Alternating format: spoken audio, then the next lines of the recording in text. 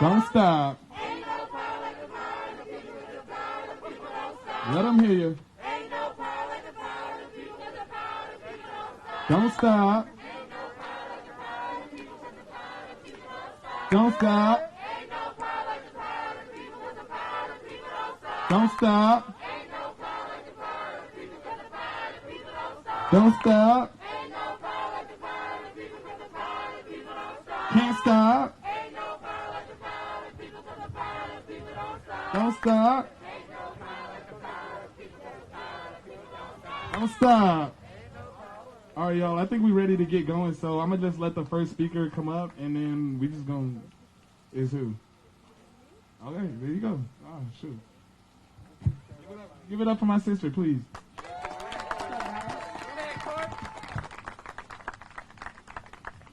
First, I would just like to start with a land acknowledgement. We're just going to take a few moments of silence because we are going to start with the land acknowledgement because this is not our land. This is stolen land.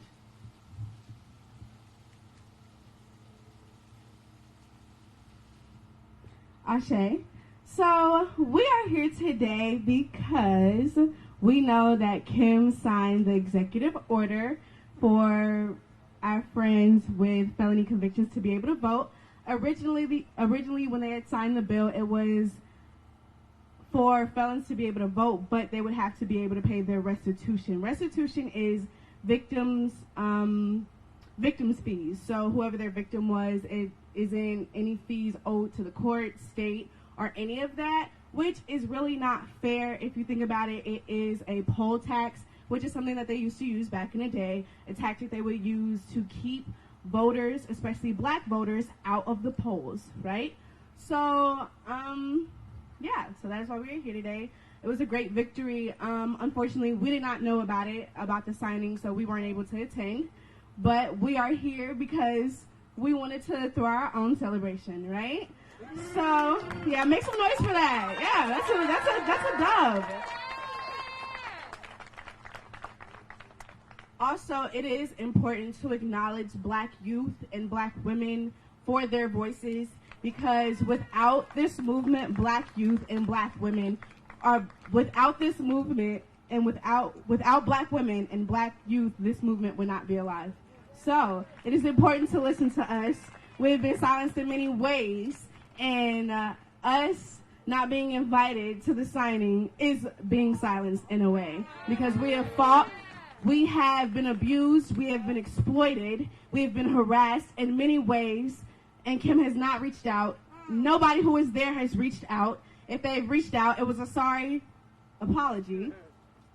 Yes, so, thank you guys for coming. Can you say and spell your first and last, please? My first name is Courtney, Courtnei, Caldwell, Caldwell. This is important to me because in November, I won't be able to vote because I'm on probation for a charge. So it's important for people who do have felony convictions to get out there and vote so the demographics can look different this poll. Thank you. I love you too, guys. Please give it up for Courtney one more time. All right, so Matthew Bruce, Matthew Bruce. Y'all know me. If y'all hear something you like, please let me know. I'm all about energetic reciprocity, so show these people how we get it and how we live. So, first of all, I want to thank all of the protesters, for real. The protesters who showed up every single day, who showed up through rain and sunshine, at the Capitol every day, who followed Sacramento's and set up carpools multiple times to travel around the state to make sure that this issue is heard. Protesters who were arrested and brutalized on June 22nd. Protesters who were arrested and brutalized on July 1st and July 2nd. And were brutalized before we began this EO campaign because Black Lives Mattered before this too. So thank you guys, for real. Thank all of y'all. Second of all, I want to thank all of our community partners that helped us because not only were our voices erased, but the voices of countless grassroots organizers were erased today. and completely disregarded, who've been working on this, not only on this executive order, but on making sure that when people are disenfranchised by this state, that someone is there to care for them. And someone has been doing that care this entire time. That includes the organizers behind me, but also the Union of Black Americans, the DSA, Des Moines, Democratic Socialists, the Democratic Socialists of America, CCI, Des Moines Mutual Aid, the Medic Corps, ACLU Iowa. All of these people were partners in helping this happen. So I want to make sure that their names are said and uplifted too. I want to urge that we recognize what we've gained today as a community. This is a big step forward, not only in the actual, mundane aspects of the order, which is that people, tens of thousands of Iowans did gain their right to vote today, a disproportionate number of which were black and brown. That is a reality. That is a fundamental change in the battleground that exists for 2020 and moving forward. And also what it is it shows us that this works, no matter what anybody else got to say about it. Direct action works. And it works a lot quicker than the 10-year process that Betty Wright and everybody else that was up there today sponsored. And that process would have still been processing had we not stepped up and did what we had to do to get it to the finish line. That has to be said.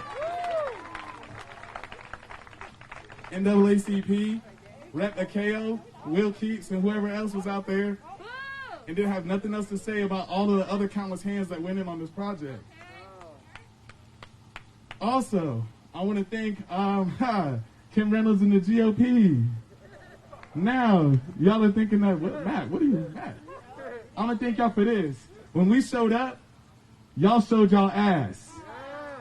And I want to thank y'all for doing that because Iowa needed to see what's really going on behind them halls. So thank you. Thank you for halting the constitutional amendment. So when the process restarts, we're going to have a full say on the entire thing, not just at the end. Thank you for restarting it. Thank you for showing your ass and lying to us so that everyone can see how Kim Reynolds works. So that your percentage, your approval rating could drop by half after you lied to the whole state and hit somebody with their car and lied about that too. So thank you, Kim Reynolds and the GOP, for showing y'all ass. Yes, I'm going to say it in front of all these cameras.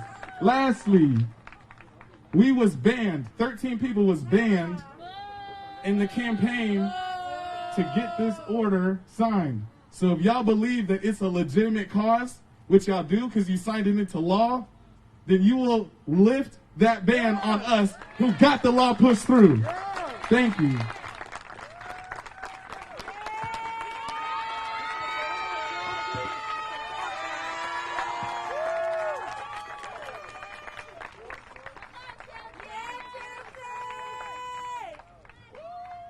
Hello, folks. My name is Chelsea Chisholm Vargas. My pronouns are she, her, ella. And I'd like to thank my fellow organizers for allowing me to speak today. One thing that I really do want to talk about, we're definitely thankful for this executive order, and we recognize the work that we've put into it. But one thing I keep seeing published is felon voting rights. We really need to get beyond talking about these folks and referring to them as felons. These folks are our neighbors. These folks are our family members. These folks belong in our community. And when we're simply describing them by the crimes that they committed, we're dehumanizing them. So I also encourage for all the press here to really pull away from that narrative. I'd also really like to take a moment, as well as my comrades did, to thank all of the protesters who showed up night after night after night. So many protesters literally ate rubber bullets, were tear gas, pepper sprayed from head to toe, pushing for an executive order, pushing to get voting rights for over 60,000 Iowans. And we need to acknowledge that they put their bodies on the line to make this happen, and they were not invited to the Capitol today. We also had a comrade who was hit by a car as they were pushing for this executive order. And not just hit by any car, but hit by the governor's car. Governor Kim Reynolds hit one of our protesters as they were pushing for this executive order. We must see all of these charges dropped on our protesters. So many of our protesters faced arrest putting their lives on the line, putting their freedom on the line to push for an executive order, to push for voting access. We need to see these charges dropped. Like my comrade Matthew said, if you believe that this executive order is right, which you do because you signed it, then you must drop all the charges on all of the protesters.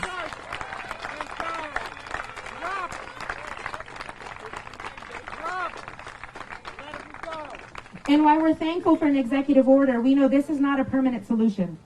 We need a constitutional amendment. We need a constitutional amendment to recognize that everyone should have the right to vote in this country if you are an adult. Your right to vote in this country should not be tied to any crimes that you committed. The reason that it is rooted in racism, and we need to acknowledge that. We need to step away from that. So when we push forward this constitutional amendment, we need it to happen in the House, we need it to happen in the Senate, and we're excited to be a part of that, to work with the legislature to make this happen. But I genuinely do believe this is just a start, right? We got these folks some voting rights back, but there are many, many millions of Americans living in this country with various legal statuses, undocumented or not. If you are an adult living in this country paying taxes, you deserve to have a say in our government. So we're definitely going to continue to push to expand voting access, not just for folks with felony convictions, but for anyone who is paying taxes in this country. Even if you're not paying taxes, if you are an adult, if you are a member of this society, you deserve to have a say. Thank you so much, folks.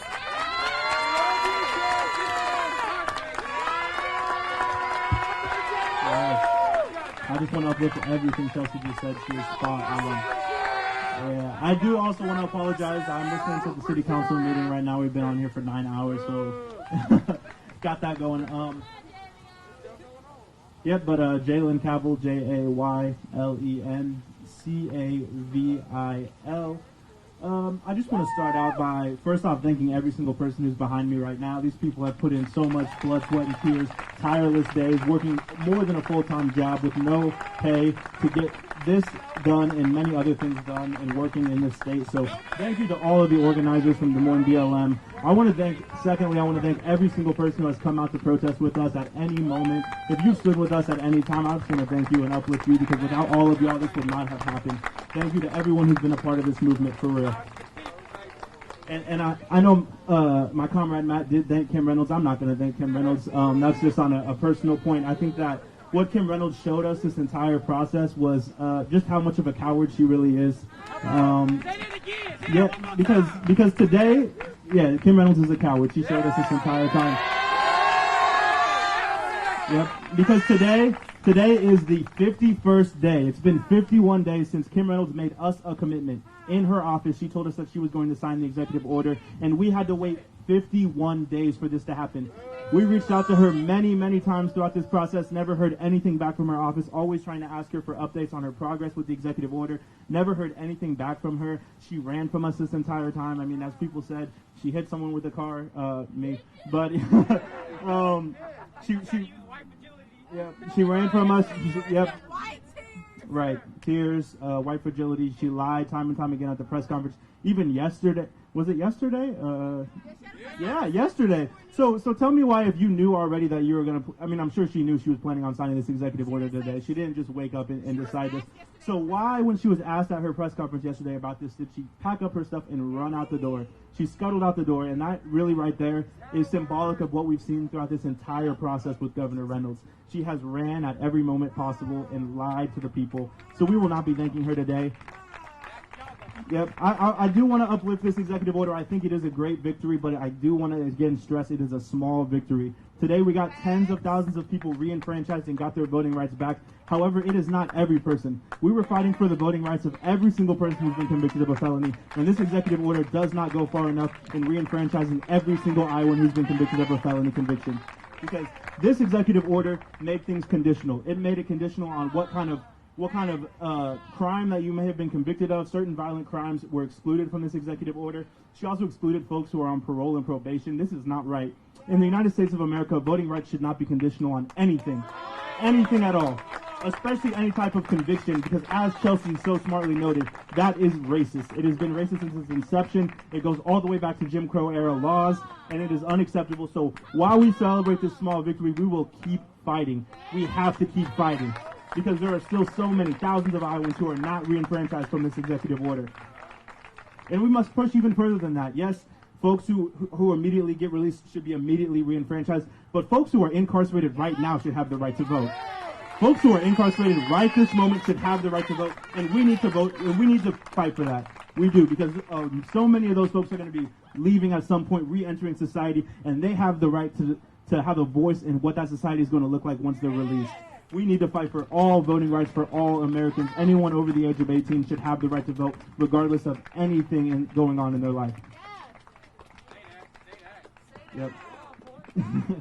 So yes, I do want to uplift. This was a small victory. We will keep fighting. The fight is not over at all. I want to thank a few select people. I know I thank the BLM organizers. I thank everyone who's been protesting with us. I want to thank Representative Ross Smith, who stood with us this entire time. Representative Ross Smith has shown that he is the greatest ally that Des Moines BLM has in the state of Iowa.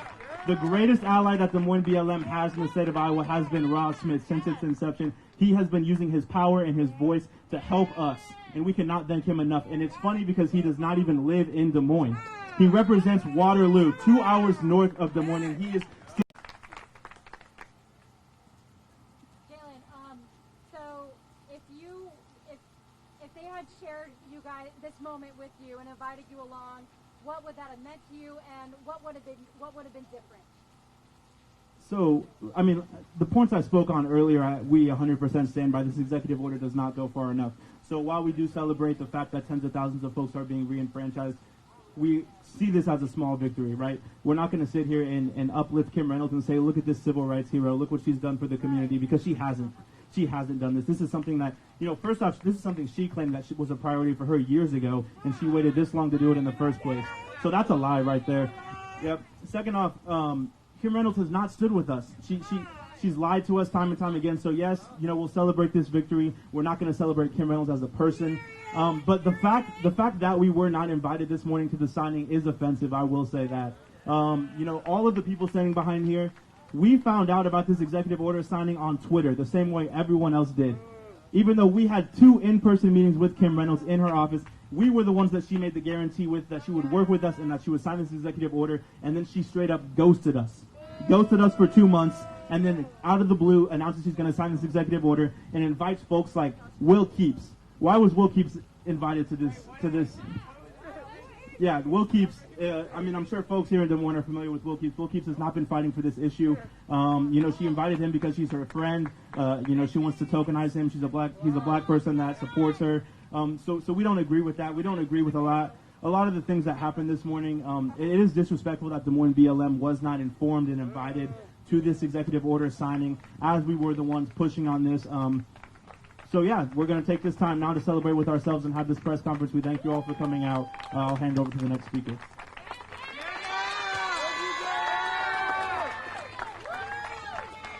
All right. Black lives, black lives, black votes, our votes.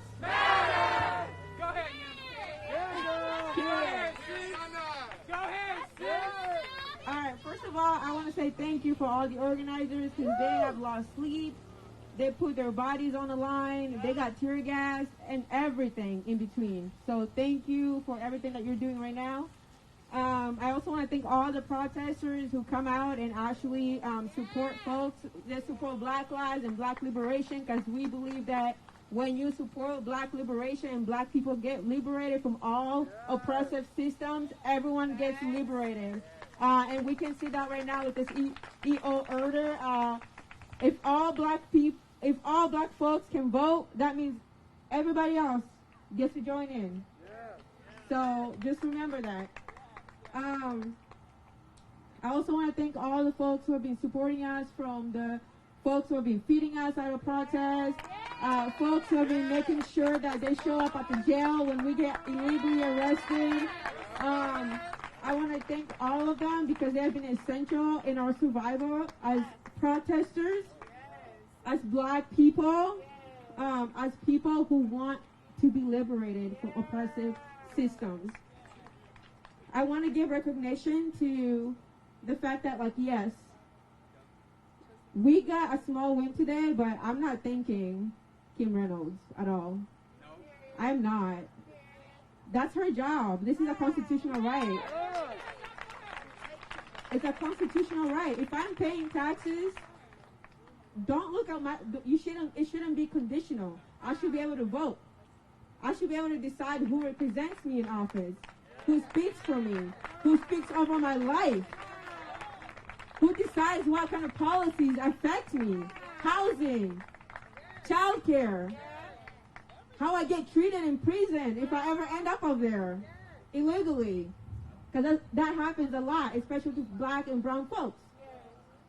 I should be able to decide that. So I'm not thanking her at all. And I want to call out everybody that was out here giving her hugs and saying thank you and getting photo ops. Photo ops are not going to save black people. Okay? Photo ops don't change policy. Action does. Action. We want action. Okay? So this is a small win. This is not the victory. This is like a small climb to this mountain that we're like, trying to climb.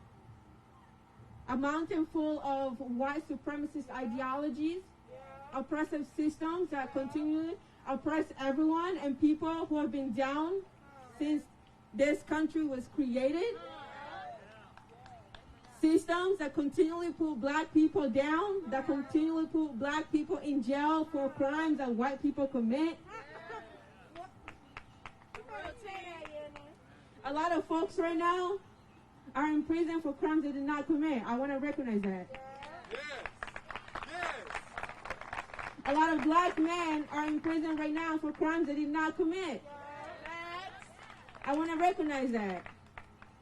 So if we have a chance to make sure that they're able to vote so that their lives are protected when they get out, we need to do that.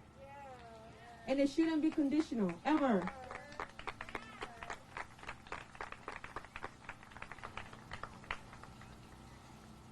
Also, one thing I want to do is, again, call out the actions of our black leadership in this town. This is not to be divisive. This is to build community. Because if we don't call out the things that are problematic in our movement, then we will fail. We will not survive. We will continue to drown in these oppressive systems. We have to call out wherever the problems are, even if it looks like us, talks like us, eats like us, or like us. We have to call it out. The black leadership in this town have continually failed the black youth. They have continually told us that they want to give us the mic. They continually told us that they want us to lead, but they're not listening. They're holding too tight to the reins, and we want to take the lead. Where was the lead today? Where was our invite? I'm pretty sure they didn't find out of this morning. No. They had conversations behind our back. We were not invited to the table. And I have a problem with that. Speak on it. And I don't have a problem addressing that in public because these are my people. And if there are issues, we need to address that. For this movement, for black people to be liberated, we need to address those issues. Black leadership, our elders are failing us. They don't want us to fucking lead. I said what I said.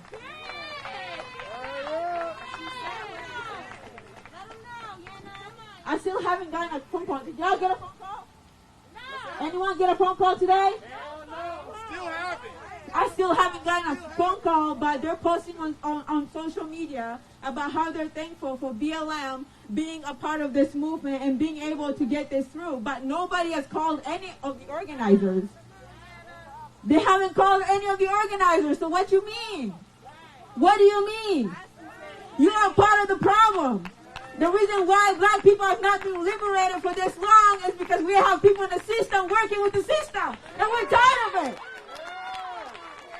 Let black Young black and brown people lead. This is our time now. And I'm not accepting anything. What Kim did today, that was small. That wasn't it. We literally put our bodies on the line. We took the time. People did not sleep. We wrote a whole EO for her. Legit. We had lawyers work on it.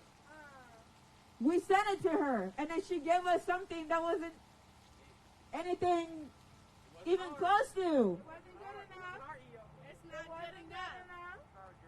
It's not good enough. Not for us, not for black and brown folks, not for anyone. Not for all the Iowans who are going to still be disenfranchised. They can't vote. Because this vote was conditional. She did this for clout.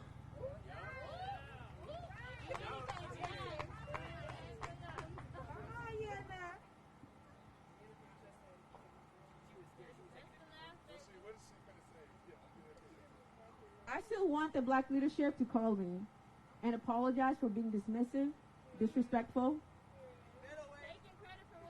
taking credit for the work that black and brown young people did in this movement to get this EO signed, even though it was a small victory.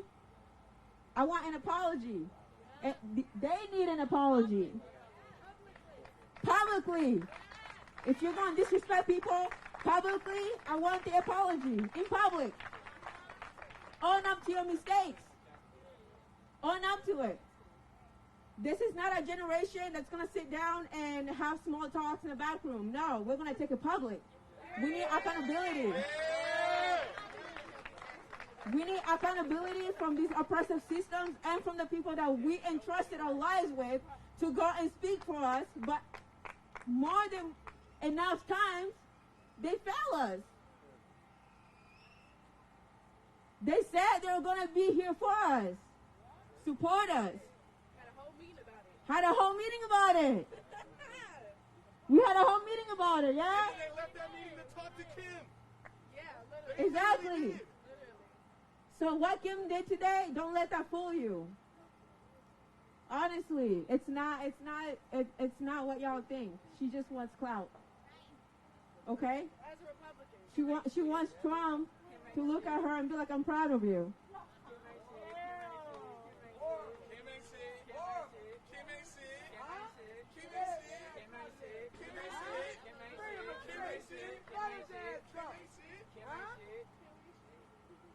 I'm going to let that go. I already said what I said for that. I also want to say that in these conversations, looking, and I watched this live because I honestly found out like 40 minutes before everything happened. I recognized that there wasn't a person there that was supposed to be there, at least. His name is Representative Ross Smith. He should have been there. If y'all want to disrespect the youth, cool. But Russ should have been there. He was supposed to be one of you. So I called him up. I was like, hey, Russ, did you know about this? He said, hell no. I had no idea. So I want to tell y'all exactly what he shared with me so you guys can also get to hear his voice and how he talked about this. This is what he said to me. While this executive order wasn't as expensive as the order we drafted, it is a win. It's a win, and I'm happy for the 10,000 of Iowans who will be able to let their voices be heard in November 3rd, y'all. And at the same time, I am steadfast in working to make sure thousands of more will one day have that opportunity. Hopefully tomorrow. You can still change your mind, Kim. I am grateful to be able to work alongside and support such hardworking, dedicated individual in Des Moines, BLM. Without you all, this wouldn't have happened. Without you putting all your bodies, your time, and everything you're being into this fight for social justice, that order wouldn't have gotten signed today. You are all a testament to us all that the work we do is greater than any one individual. You motivate and inspire me every day. We rejoice in this small victory today. We know we must get back to work tomorrow. In this fight for equality, we need all hands on deck. So if you haven't done anything, do something. And after you've done something, do more. And if you know that you have that, if you have more in you, do all of that you can. This was his message. You can tell that Ross is very compassionate and very kind individual, because even though he literally got put under the bus by his colleagues, he still came on top. He still talked about how we need to come together and still collectively work to make sure that other folks have equitable rights to vote. People need to vote, and it should never be conditional. No.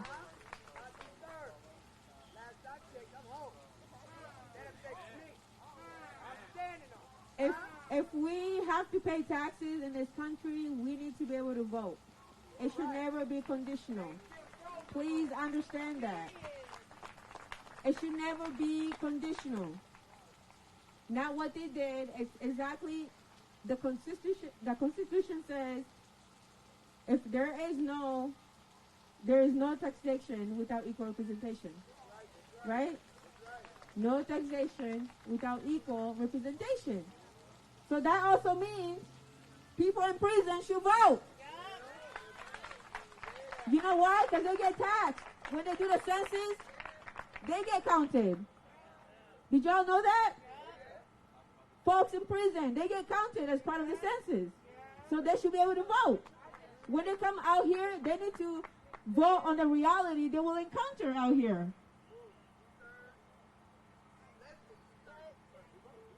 The fight for black people should never be conditional. We deserve to be free. We were free before and we deserve it. It's our right. It's our human right. And voting is literally partial to that. There's so many more things that need to be done. So, I'm going to do a call to action to every single folk. November 3rd, please vote. Okay? Please vote, because black lives, brown lives, trans lives, everybody in our community, we're all in danger. And you all know this. You should know this. Kim is literally Trump's baby. She will do whatever makes him happy. What happened today was a clout. She was looking for clout. She was trying to silence us. It's a way to silence us. She wants us to be happy that she finally got something in. She thinks we're incompetent, but we're not. We're really not. We're really not. We're very competent, Kim. We can read and write. Matter of fact, we wrote you a whole executive order.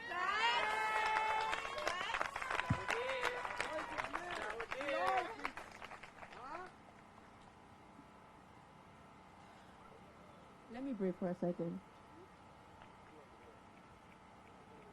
We are the people, not the forgotten people. Exactly. Yes, we still can. Yes, I still am. It's not over. It's not over. So again, I just want to reiterate, tonight was a small win. It was a step into the victory that we need to have. All folks need to vote. All of them. No conditions, nothing. I don't care what you did, but if you're paying taxes, if I have to go and buy something in the grocery, That's right. in the grocery store, and I'm paying taxes on that, I need to vote. Right? Taxpayers. If I'm a taxpayer, I need to vote.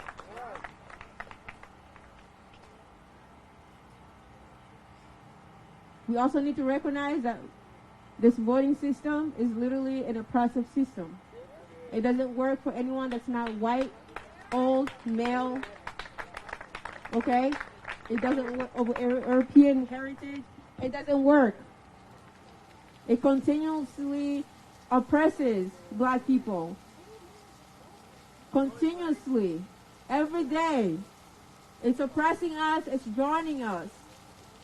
Before as well, we got no money, they don't care about you. I also want to say to my black people, my brown folks, please vote. Please vote. Like, our lives literally depend on it. And they know these politicians come to you and they lie to you and they tell you that they're going to consider what you're telling them, communities, and they tell you they're going to listen to the housing crisis that we're having, and they tell you they're going to listen to the homeless issues that we're having in our towns. They're going to tell you that, oh, we're listening. We're going to build policy that actually changes our community. And then it comes a time for them to act on it and they disappear. We get ghosted on every 4 years.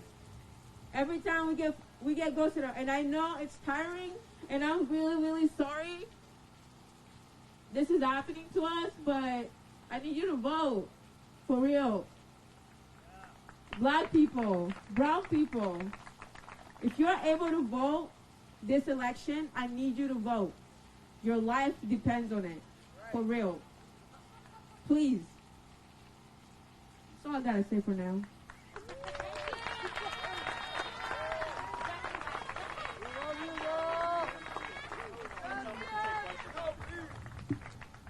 Hello, my name is Tiana. So I don't plan on speaking too long because I'm really just going to reiterate everything that my fellow organizers have said. This is a small win, but there's still obviously many folks that are disenfranchised. And even outside of the right to vote, there are thousands of barriers that are blocking folks with felony convictions from having rights that they're entitled to, and a lot of those on behalf of our government. And so they as a whole need to do more to change that. So this is a small step, but we need more action. And that's all. Love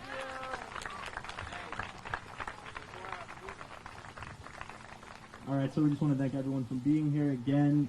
We will open the floor up to questions from press if they have any questions. Before we do that, we wanted to make a couple more points. We're still not very confident. Obviously, this is very new news, this executive order. We're still not sure what the process is to get these folks back to vote. So this is just the start, right? We have to do all this hard work now to figure this out, but you can believe that we are committed to that.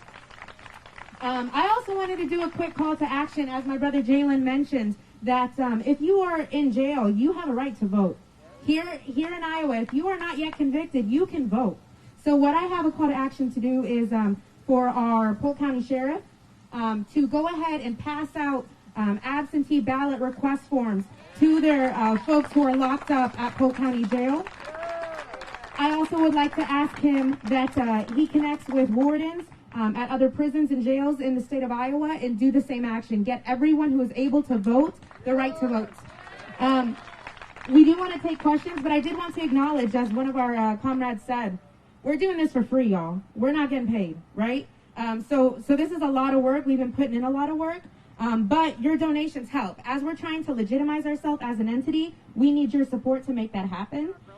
So, yeah, we have programming going on. I mean, we do a lot. We do a lot of community investment. So we want to continue to be able to keep doing that, but we need your support to make it happen. We need your financial dollars, but we also need this. We also need y'all showing up. So shout out to everyone who showed up.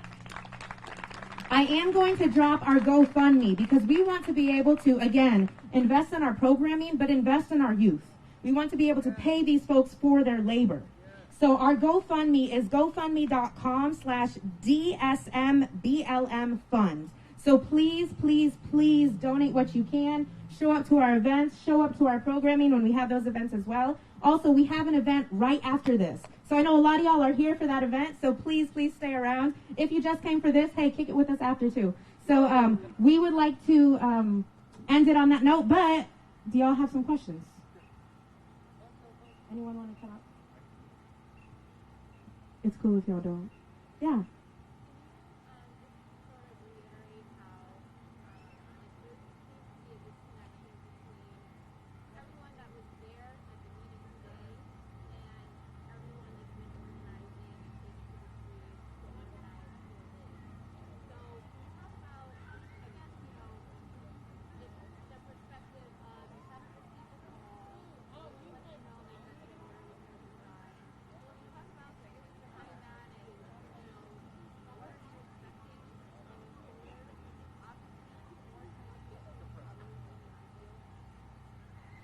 Yeah, well, I can speak just for myself. I mean, it's business as usual, right? It's politics as usual. It's keeping the folks out who are doing the hard work, who are putting their bodies on the line. and just continuing with politics as usual. So I'm not very surprised to see it. It is unfortunate. At the same time, though, many of our organizers and supporters are not allowed on the State House grounds. So even if we were invited, many folks would not be able to attend unless they wanted to risk arrest. Yeah, and I'll just add to that point. We've said since the very beginning that Des Moines BLM is dedicated to dismantling the racist structures that are currently in place. And unfortunately, a lot of the folks who were in that room today and a lot of the folks who have been in the State House right now have a very vested interest in those structures, right? So us dismantling those structures would directly harm them in some way. So, again, like Chelsea said, not surprised that some of those folks would rather, hang on tight to that structure or the system that they currently hold because they have some kind of power, they have some kind of political relationship or connection that they don't want to tarnish. So we're not surprised, a little disappointed and disheartened that, they would choose to kind of preserve those political relationships and kind of cling on to power instead of standing with the people who they're supposed to be fighting for.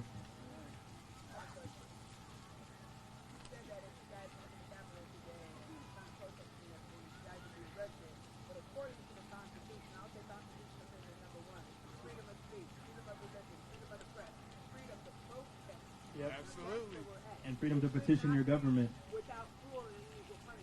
Come on, sis. There should not be no charges. Come on, sis. Yes. Come on, sis. Yep. No peace. No peace. No peace. No racist police. Not like today, but like yesterday. United Negro Improvement Association, implemented by Marcus Garvey. Why can't we have this like yesterday? Something just for the African Americans. Not that y'all don't matter, but we matter too. And we're at the last of everything. Come on. Speak on it. Right? We're at the last of it. So there is no way that they should do any type of arresting. If you're going to the Capitol, we have a right without cruel or unusual. Yep. Everything she just said is factual. No peace.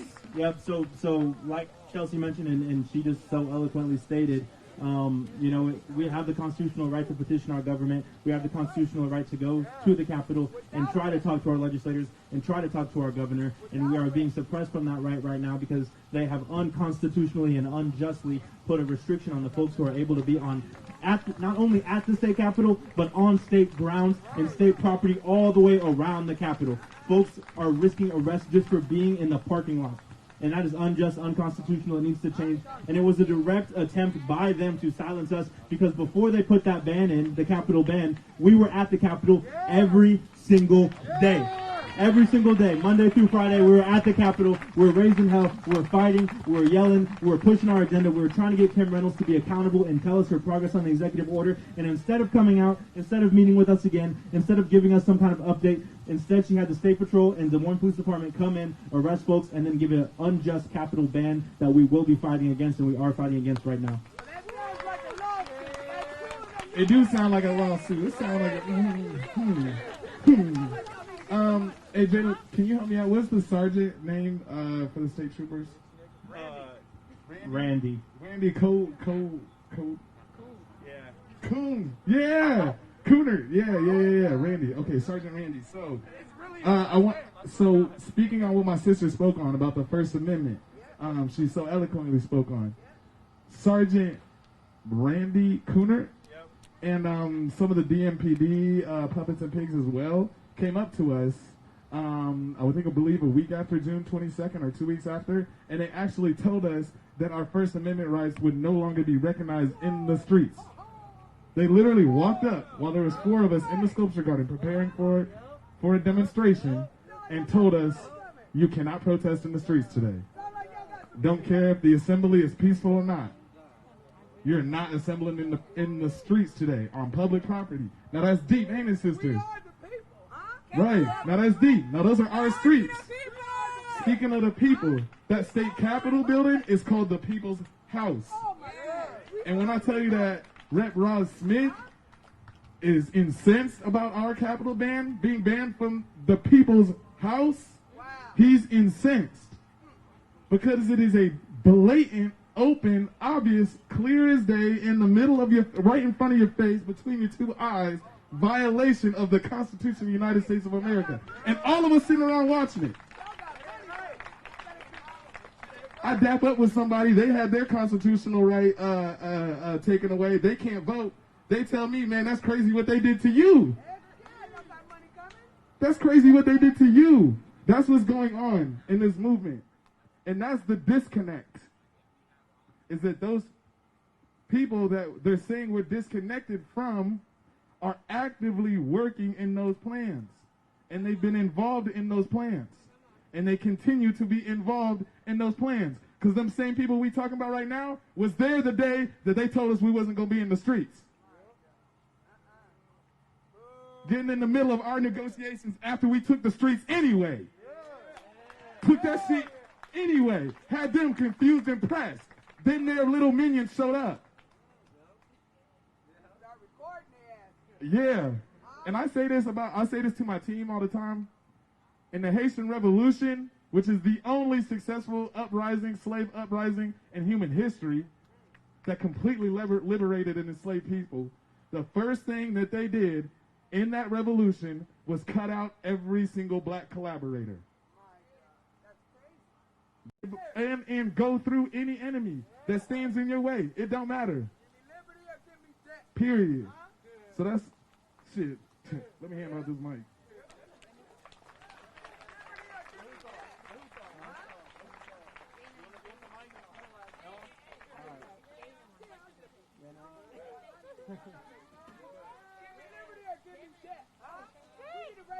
All right, we'll take one last question from the press. One last question from the press.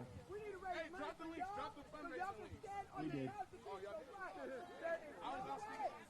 Here, I'll say it. There is no way that y'all should be banned from the Capitol, that y'all should be banned from protesting, freedom of speech, freedom of religion, freedom of the press, freedom to protest. It's paraphrased by RR, that's me. Your government and their entities, such as police, without cruel or unusual punishment. We need to have money raised up for y'all so y'all can stand and go ahead and do what you need to do. And if you get arrested, you get bonded out too. And we need to sue their asses, because how it all stops is we get in their pocket. They banned y'all, we need to sue them. Class A action lawsuit. I don't play with it. You guys have a beautiful day. Stay in contact with me. I'm supporting it all the way. No justice. No peace. No justice. No peace. Hey, would you like My name is Rashonda Rushing Vargas. I've been in Des Moines, born and raised in Des Moines, Iowa, in this environmental circumstance, and I just feel that it's so unfair. First of all, for me, as an African-American woman, anywhere that I go, I am judged, I am looked upon, I am judged by the look on my face, and let alone don't say my name, Rashonda, but we know you're African-American. Off top. Huh? Huh? If I go into the store with my big purse over there, it's over there somewhere, I'm followed. Huh? But it's the same white individual, and I'm not racist, my son's mixed. Huh? The same individual going in the store with a big purse, they're not looked at. These are injustices. Iowa has no black businesses in downtown Des Moines, Iowa. Not one black-owned business. Not one. Not one black monument at the Des Moines Capitol. Huh? Huh? Tell me that. Oh, somebody talk to me. 16.8% of African Americans are without jobs. Hold up. It's larger than that. I bet the homeless aren't counted. I bet I was just up at Good Park today. There was a lady that was sleeping there. Huh? I bet she didn't get counted for the census though, huh? Oh, some things going on. And I am so serious. You guys have a Class A. They can't tell you can't go to the Capitol. Huh? If you see the little hoo-hoos with Trump protesting that it's our constitutional right to be out the house when everyone had to be locked in during coronavirus, what'd they do? They came out with their flags and said, oh, freedom. So why can't we do the same thing? Why can't we do the same thing? Huh? And then the stand your ground law. That's constitutional amendment number 2. I'm tired of I am a felon. I have felony convictions. I'm going to share one with you. High-speed chase with the Des Moines Police Department. November 10th, 2012. 2 days after I voted for the second term of Barack Obama. Huh? I used my right to vote. I've always used it. Huh? This is not the Jim Crow era. How dare they take my right to vote away from me. Every time there was a presidential election from 18 up until this point, I voted. I voted. My voice does matter. Socially and social economics. We are discriminated against because of our socio-economical status. If you live in the urban area, it's called a high crime rate area. Huh? Racially profiled. Even over here, the police sit right over there. They sit right over there wasting taxpayers' dollars. Hold up. Hold up. They sit there with the air running. They sit in their car. They don't get out and say, how you doing today? How you doing today? Huh? How you doing today? Are you doing okay? Huh? Do you need something else? Huh? They got to get $1 out of my pocket because they drive all around here. That's harassment. That's intimidation. That's not protecting and serving us. They are hypocritically sworn to serve and protect. But every time I've dealt with the police, it's always been intimidation and harassment. Why is this? Because I'm a strong African-American female. And I stand on it. Huh? I stand on it. And y'all stand on it with me as well. God bless all of you for the work that you're doing. We need a KO out. We need to put you in. Huh? We need a KO out. We need to put you in. Now, wait a minute. I'm going to say one more thing. For a KO Abdul Samad known as Stephen Curry. Hold up. Can I speak? His son's name, my son, Robert Russian, raised the money for that mural to get it finished up at Creative Visions. Front and center of that mural, and please go check it out after the meeting is done, is Akil Abdul Samad's son. His murder has not been solved as of yet. Josiah Woods died right down the street, but the police are sitting here harassing and intimidating. Why don't y'all go solve our African-American crime? Huh? Justice for Abdi Sharif. Abdi Sharif. Oh, my God. Who would ever thought that this young man intelligent would come up? Listen. Right. Huh? Just out the clear blue? No way. No way. Huh? I prayed on that because something didn't seem. My daughter was working at the Bureau House, Flex Bureau House in Merhay Mall. I was concerned for my daughter. Huh? Leaving that area, the Merhay Mall area, I believe he was murdered. There's no way. But then you got to add more names to that wall up there. Huh?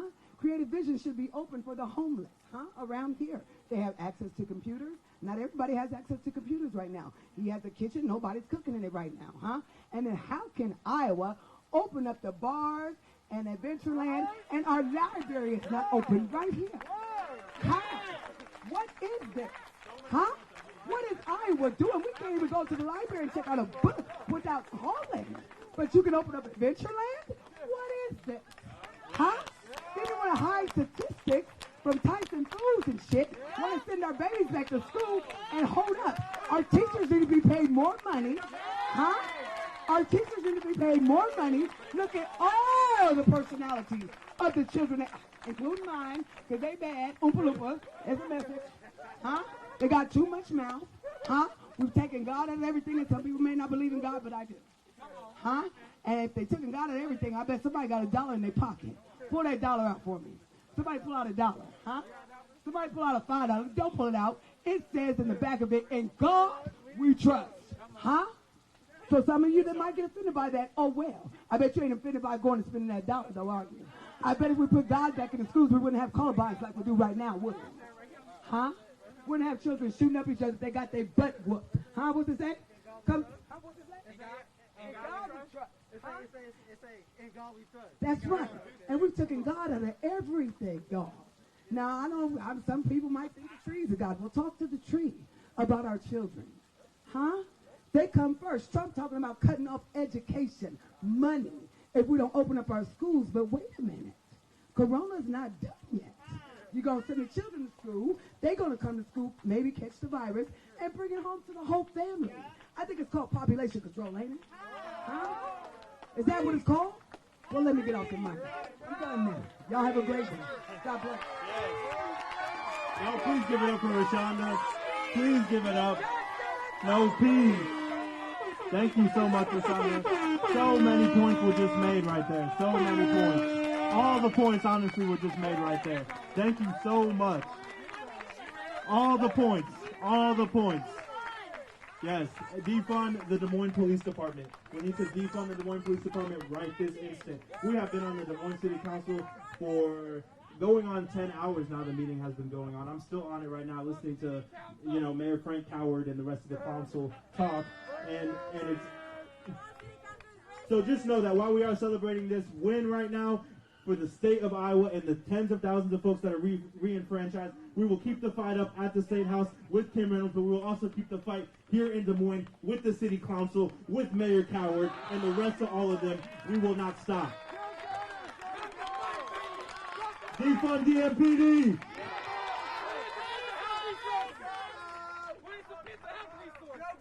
Yes.